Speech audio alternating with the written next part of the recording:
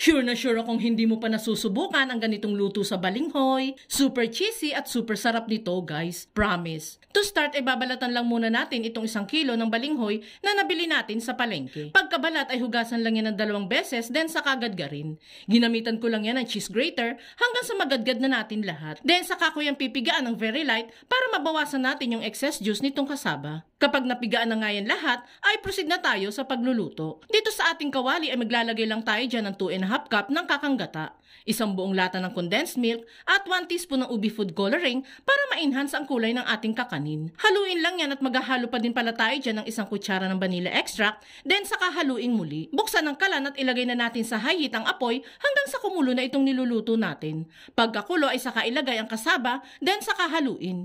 Lagay na lang natin sa medium heat ang apoy para di masunog ang ilalim. Lutuin at haluin lang yan hanggang sa lumigat na itong kakanin. Pagka ganun na nga ay pwede na nating i-transfer sa plat na lagayan at i-flatten ng maayos at palamigin. Pag lumamig na ay saka lagyan ng good amount ng grated cheese. Then saka marahang irolyo, saka ibalot sa cling wrap at i-rest ng 1 oras. After ng 1 oras ay saka hiwain sa gusto nating laki nito. And there you have it, guys. Ready to serve na itong masarap na cheesy cassava roll. Enjoy!